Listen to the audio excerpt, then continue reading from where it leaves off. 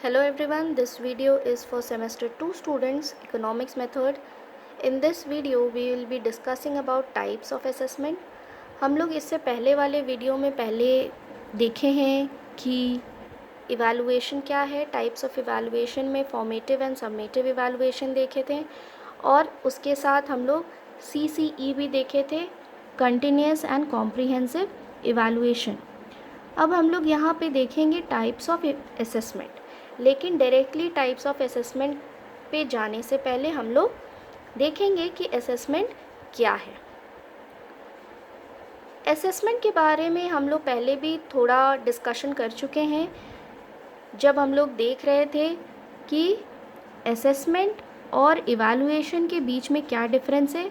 Assessment एक ऐसा process है जहाँ पे बच्चे के लिए स्कोप होता है कि वो इम्प्रूवमेंट कर सके, बल्कि इवैल्यूएशन में हम लोग डायरेक्ट जजमेंट देते हैं, हम लोग किसी नतीजे या निष्कर्ष पर पहुंचते हैं। Assessment refers to the act of determining और estimating the value of something and making appropriate judgements on issue. जब हम लोग पहले जजमेंट देने वाले होते हैं उससे पहले ही हम लोग कुछ मूल्यों को अपना आधार बनाते हैं जिसके बेसिस पे हम लोग जजमेंट करेंगे। तो ये मूल्य का अनुमान या निर्धारण करना ही असेसमेंट है। It is used interchangeably with words like evaluation and examination sometimes. ऐसा बहुत समय देखा गया है कि हम लोग ये तीन वर्ड यूज़ करते हैं एक दूसरे के लिए। जैसे कहीं पे अगर इवैल्यूएशन कहा जा रहा है तो उसके बदले में असेसमेंट भी यूज़ कर लेते हैं और असेसमेंट के बदले इवैल्यूएशन या फिर एग्जामिनेशन वर्ड को भी यूज़ करते हैं। तो जब तक कि स्पेसिफिकली आपसे पूछा ना जाए कि what is the difference between assessment and evaluation, यहाँ आप डिफरेंस शो करेंगे, लेकिन ज़्यादातर ये वर्ड्स एक दूसरे के लिए कभी भी इस्तेमाल किया जा सकता है। Assessment is the process of gathering and discussing information from multiple and diverse sources in order to develop a deep understanding of what students know, understand and can do with this. हम लोगों का काम होता है कि जितना भी information जितने जगहों से हम इकट्ठा कर सकते हैं वो हम करते हैं, ताकि किसी भी स्टूडेंट के बारे में एक डीपर अंडरस्टैंडिंग बना सके, उसके बारे में बेहतर हम समझ पाए कि जितना कुछ भी बच्चा सीखा है पहले तो वो क्या सीखा है और जो कुछ भी सीखा है वो उससे आगे चलकर क्या कर सकता है। तो हम लोग यहाँ पे तीन टाइप ऑफ असेसमेंट की बात करेंगे जो आपके सिलेबस में दिया हुआ है। पहला है सेल्फ असेसमेंट, दूसरा है पीयर असेसमेंट और तीसरा है ग्रुप असेसमेंट। ये आपको नाम से ही समझ आ रहा होगा। सेल्फ असेसमेंट खुद से किया जाने वाला असेसमेंट की बात कर रहे हैं। पीयर यहाँ पे दोस्तों की बात किया जा रहा है कि दोस्त कैसे असेसमेंट में मदद करते हैं, और ग्रुप असेसमेंट पूरे एक ग्रुप का असेसमेंट की बात करेंगे। पहला है self assessment. Self assessment is the process of looking at one self in order to assess aspects that are important to one's identity. जब खुद को जांचने की बात आती है तो कहीं ना कहीं हम लोग अपने आप को देखते हैं और अपने पहचान की खोज करने की कोशिश करते हैं। It is one of the motive that drive self evaluation along with self verification and self enhancement. जब हम लोग बात करते हैं अपने आप का मूल्यांकन करने का या फिर अपने आप का आकलन करने का, तो उसके साथ और भी चीज़ जुड़ा होता है जो कि होता है, एक है सेल्फ वेरिफिकेशन, स्व सत्यापन, और दूसरा है सेल्फ इन्हांसमेंट जो है आत्मवृद्धि। It is a skill that helps individual monitor their own work or abilities, find out what their weaknesses and strengths are, and also self-diagnose relevant solution. तो जब हम अपने आप को समझने की कोशिश करते हैं तो इसमें हम जानते हैं कि अपने आप का क्या खासियत है या खूबी क्या क्या है, उसको हम जानने का प्रयास करते हैं और उसके साथ साथ हमारी क्या कमियां हैं उसको भी हम जांचने की कोशिश करते हैं। और जब हमें पता चलता है कि हम में क्या कमियां हैं तो उसके साथ साथ हम लोग ये भी देखने की कोशिश करते हैं कि हम क्या करें जिससे हम उससे निकल सकते हैं या फिर हम उसको बेहतर बना सकते हैं। यहाँ हम लोग देखेंगे benefits of self assessment. Emphasizes students' learning, helps students becoming better aware of their weaknesses and strength.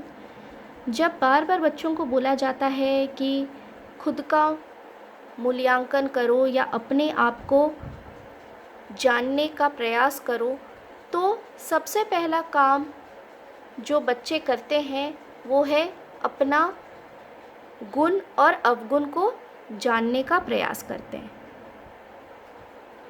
ये सारा कहीं ना कहीं जुड़ा होता है बच्चे का लर्निंग प्रोसेस से और लर्निंग हैबिट से, तो जिसमें वो सुधार ला सकता है। Encouraging students to critically reflect on their own learning process. जैसा कि हम लोग बोले कि हम लोग बेसिकली बात कर रहे हैं बच्चों का, और बच्चे जब अपने आप का मूल्यांकन करते हैं तब किन किन बातों को ध्यान में रखते हैं, और ज़्यादातर हम लोग यहाँ पे टीचिंग लर्निंग प्रोसेस की बात कर रहे हैं। तो ऐसा नहीं है कि बच्चे सिर्फ अपने बारे में अच्छा ही देखेंगे, अच्छा खोजने का प्रयास करेंगे, बल्कि उसके लर्निंग प्रोसेस में कितनी खामियां हैं उस चीज़ को समझने की कोशिश करेंगे और बेहतर सीखने के लिए प्रयास करेंगे। Self assessment promotes learners responsibilities and independence. यहाँ पे लोग या बच्चे अपना दायित्व को समझते हैं और कैसे स्वतंत्र होके अपने कामों को कर सकते हैं, इस चीज़ के बारे में वो सीखते हैं। This will motivate the students in further learning. जब एक बार खुद बच्चा अपने आप का मूल्यांकन करता है, अपनी खामियों को समझता है और समझता है कि वो इससे बेहतर कर सकता है, तो वो आगे और सीखने के लिए प्रयास करता है। Self assessment helps in reflecting on past experiences. जब भी हम अपने आप का मूल्यांकन करते हैं तो हम अपने आज को हमेशा पुराने अनुभवों से जोड़ते हैं कि पहले क्या था और अभी क्या है। उससे ही हम लोगों को पता चलता है कि आज हम कहाँ पे क्या गलती कर रहे हैं, या पहले बेहतर थे और अब ख़राब हो गए हैं, या फिर किस चीज़ में हमारा सुधार आया है।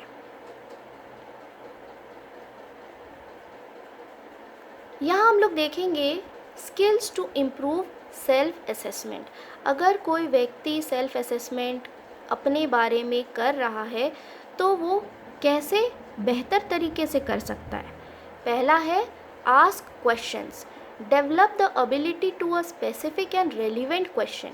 Ask yourself questions about what, how and why you have a problem at doing something. जब भी हम अपने आप का मूल्यांकन करते हैं तो खुद से हमें सवाल करना चाहिए, अपने आप से कुछ सवाल करना चाहिए जिसका सही उत्तर सिर्फ और सिर्फ आपके पास ही रहता है। प्रश्न ऐसे होने चाहिए जिसमें आप व्हाट, हाउ और व्हाई ये सारे शब्दों का प्रयोग हो। व्हाट क्या, हाउ कैसे और व्हाई क्यों। Having clear cut objective. जब भी हम कुछ काम करते हैं तो हमारे दिमाग में उद्देश्य पहले से ही रहना चाहिए। तो जब यहाँ हम सेल्फ असेसमेंट की बात कर रहे हैं तो हमारे दिमाग में पहले से ही होना चाहिए कि क्या चीज़ के बारे में हम लोग असेसमेंट करने वाले हैं या किस काम के बाद हम लोग सेल्फ असेसमेंट करेंगे। तो उस काम को करने से पहले ही आप उद्देश्य बना लें और उसके बाद काम करने के बाद उस पे आप सेल्फ असेसमेंट करें। One should have to clear cut object as it will help to compare the actual performance or result to the target you set in the beginning। पहले जो टारगेट सेट किया हुआ है उसी पे हम लोग सेल्फ असेसमेंट करेंगे काम के हो जाने के बाद। Develop a personal grading system. So यहाँ पे जैसे हम लोग हमेशा बात करते हैं कि क्लास में एक ग्रेडिंग सिस्टम होता है, रैंकिंग सिस्टम होता है, जब बच्चों को फर्स्ट सेकंड थर्ड रैंक दिया जाता है, तो आप यहाँ पे भी अपने आप को जब एसेस करते हैं तो हर चीज़ के लिए ग्रेड देने का प्रयास करें। अब हम लोग आते हैं दूसरा असेसमेंट जो है पीयर असेसमेंट, या कह सकते हैं कि हम लोग दोस्तों की मदद से असेसमेंट किया जाता है। Peer assessment is an educational activity in which students judge the performance of the peers। यहाँ पे कहा जा रहा है कि ये एक एजुकेशनल एक्टिविटी है या शैक्षिक क्रिया है, प्रतिक्रिया है, जहाँ पे बच्चे अपने दोस्तों के बारे में ही असेसमेंट करते हैं। It is a technique in which students evaluate their peers' work and have their work evaluated by peers। एक स्टूडेंट जब दूसरे के बारे में असेसमेंट करता है तो वहाँ दूसरा स्टूडेंट भी पहले वाले के बारे में असेसमेंट करता है। तो कहीं ना कहीं ये टू वे प्रोसेस है कि नंबर 1 एसेस करेगा नंबर 2 को और नंबर 2 एसेस करेगा नंबर 1 को। It helps students to develop lifelong skills in assessing and providing feedback to others and also help them with skills to self-access and improve their own work। जब हम लोग दूसरे को assess करते हैं, कहीं ना कहीं दूसरे को मदद करते हैं कि वो लाइफ में बेहतर कर सकता है या एक जजमेंट देते हैं, तो एक तरीके से हम लोग अपने आप को भी एसेस करने के लिए सीखते हैं।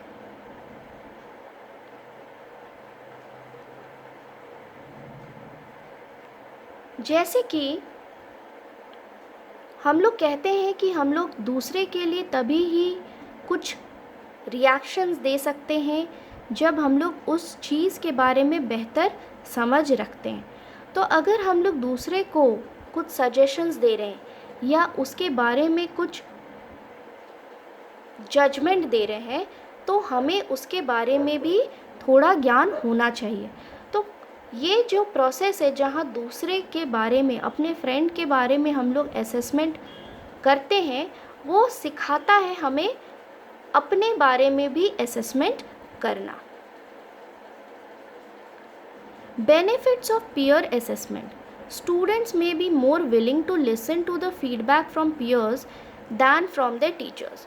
ये बहुत बड़ा बेनिफिट है क्योंकि एक एज होता है जहाँ दोस्त बहुत ज़्यादा इम्पोर्टेंट होते हैं एक दूसरे के लिए, और टीचर्स से इतना फीडबैक सुनना पसंद नहीं करते जितना कि वे दोस्तों का सुनते हैं। Students are actively engaged in learning and this may enhance learning. ये एक प्रोसेस है, लर्निंग प्रोसेस कहा जा सकता है, जो एक दूसरे के बारे में असेसमेंट कर रहे हैं। तो ये प्रोसेस में स्टूडेंट्स बहुत ज़्यादा ही एक्टिव रहते हैं, और जब एक्टिवली इंगेज रहते हैं तो वो अपना लर्निंग प्रोसेस को भी इन्हांस करते हैं.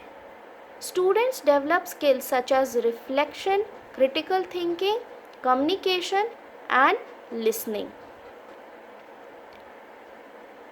तो जो स्किल्स है जो अभी आज के लिए हमारे लिए बहुत ज़रूरी है, रिफ्लेक्टिव थिंकिंग होना या क्रिटिकल थिंकिंग होना, कम्युनिकेशन स्किल्स और लिसनिंग स्किल्स, ये सारा स्किल कहीं ना कहीं पीयर असेसमेंट के दौरान इम्प्रूव होता है. जैसे अगले के बारे में अगर हम लोग डीप स्टडी करें तभी जा कर के हम उसके बारे में कुछ कमेंट कर पाएंगे. तो इसके लिए आपको क्रिटिकल थिंकिंग होने की ज़रूरत होती है, और जब आप कुछ उसके बारे में सोचते हैं या जजमेंट पास करने वाले हैं तो आपके पास बेटर कम्युनिकेशन स्किल्स होना चाहिए कि अपने बातों को दूसरों तक बेहतर तरीके में समझा पाएंगे. इसके साथ सबसे बड़ा इम्पॉर्टेंट स्किल होता है सुनना. दूसरे के बातों को ध्यानपूर्वक सुनना और उनके बातों को समझने का प्रयास करना, ये यहाँ पे सिखाया जाता है. Provide the chance for students to learn from each other. जब हम एक दूसरे के बारे में जज करते हैं तो हम एक दूसरे से बहुत आसानी से कुछ सीख भी पाते हैं. फॉर एग्ज़ाम्पल, जब आप टीचिंग प्रैक्टिस के लिए जाते हैं और जब कोई सामने खड़े होकर पढ़ा रहा होता है और आपको कहा जाता है कि आप बैठ कर देखिए और कोशिश करिए कि इसमें क्या क्या इम्प्रूवमेंट हो सकता है, उन बातों को आप बताने का प्रयास करिए. जब आप ये प्रोसेस के दौरान जब नोट डाउन कर रहे होते हैं कि वो क्या क्या इम्प्रूव कर सकता है, वहाँ पे ही आप बहुत सारे बातों को उस व्यक्ति से भी सीखते हैं. Develop students judgement skills which is necessary skill for lifelong learning. हर एक व्यक्ति के लिए ये बहुत ज़रूरी है कि वो जजमेंट स्किल को सीखें. वो सीखे कि ज़िंदगी में क्या सही है क्या गलत है. तो जब हम यहाँ जजमेंट अपने दोस्तों को देते हैं या उनके लिए जज करते हैं तो कहीं ना कहीं हमको ये पूरा ज़िंदगी भर लाइफ लॉन्ग लर्निंग के लिए मदद करता है. Limitations of peer assessment. Peer assessment and friendship में affect the reliability of grades given by students. जैसे होते हैं कि मेरा फ्रेंड मेरा असेसमेंट कर रहा है तो हम उसको बोल रहे हैं मुझे अच्छे मार्क्स देना, कुछ बुरे कमेंट मत करना. तो ये कहीं ना कहीं अपने दोस्तों का प्रेशर होता है कि वो अच्छे मार्क्स डिमांड करते हैं. स्टूडेंट्स में have the tendency to award everyone the same grades. यहाँ पे कहीं ना कहीं हम लोग एक दूसरे से कहते हैं कि हम तुमको इतना मार्क्स देंगे, तुम भी मेरे को इतना देना. म्यूचुअल अंडरस्टैंडिंग जिसको कह सकते हैं, और सबको बेहतर ग्रेड्स आते हैं. स्टूडेंट्स में चीट और gang up against one group member. अभी किसी पर्टिकुलर ग्रुप में ये पीयर असेसमेंट की बात हो रही हो अगर, तो हो सकता है सब ग्रुपिज़म करे और एक बच्चे को टारगेट करके उसको कम मार्क्स देने के लिए फैसला करे. Students' assessment cannot be said to be the final assessment as they are not experienced. यहाँ बच्चे जो भी असेसमेंट प्रोसेस में इन्वॉल्व हैं वो कोई भी एक्सपीरियंस या ट्रेंड नहीं है. तो इसीलिए हम लोग इनका जजमेंट को कभी भी लास्ट एंड फाइनल जजमेंट नहीं मान सकते. It increases the workload of teaching staff as it needs additional time in explaining the criteria and process of assessment. जो टीचर के पास नॉलेज होता है कि वो खुद एसेस कर सके या इवैल्यूएट कर सके स्टूडेंट्स के परफॉर्मेंस को, अगर वो स्टूडेंट्स को कह रहे हैं कि आपस में ही आप एक दूसरे का इवैल्यूएशन करें या एसेस करें, तो वो बहुत ज़्यादा वर्कलोड टीचर के लिए बढ़ा देता है, क्योंकि स्टूडेंट को सारा चीज़ समझाना कि किस तरीके से सारा चीज़ वर्कआउट होगा, वो बहुत ज़्यादा टाइम टेकिंग प्रोसेस भी हो जाएगा।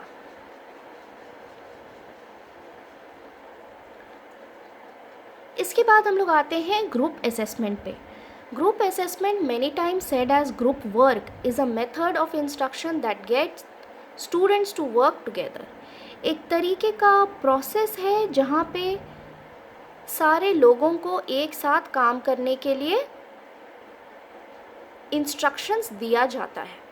Group assessment includes both the process and group learning as well as the end product. जब भी बात करते हैं ग्रुप असेसमेंट का, तो इसमें हम लोग दोनों चीज़ों को एक साथ लेके चलते हैं, the process and the product.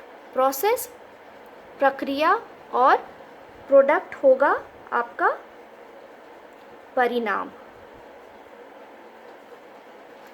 As an assessment task, groups often develop or create a product or piece of work to demonstrate learning and understanding of a particular।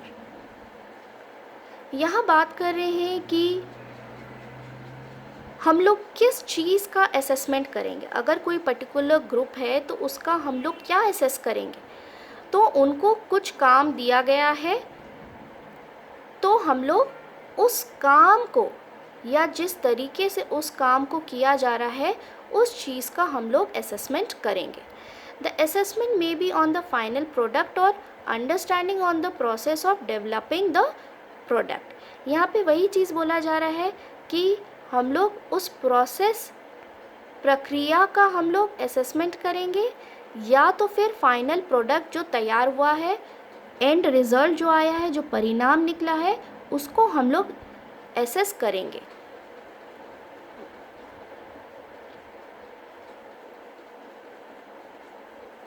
Benefits of group assessment helps in developing strong communication skills. तो जब भी हम एक group में काम करते हैं तो हमारा कम्युनिकेशन स्किल्स अच्छा करता है, क्योंकि वहाँ पे एक दूसरे से बात करना ज़रूरी होता है। Helps in developing social skills as most of the work has to be done in team work. जब हम एक साथ मिलके काम करते हैं तो सोशल स्किल्स या सामाजिक कौशल जिसको कहते हैं, सोशल वैल्यूज़, मूल्य, वो क्या होते हैं, हमारे विकसित होते हैं। The development of cooperation and planning skills, यहाँ पे हम लोग बात करते हैं कि सहयोग और योजना बनाने का कौशल भी विकसित होता है। Increased active participation and involvement in the course. जब हम एक ग्रुप में काम करते हैं तो ऐसा नहीं कर सकते हैं कि हम चुपचाप बैठे हुए हैं और बाकी लोग ही काम करेंगे, तो यहाँ पे सक्रिय साझेदारी की बात की जाती है। हम लोगों को अपना भागीदारी हर चीज़ में दिखाना पड़ता है।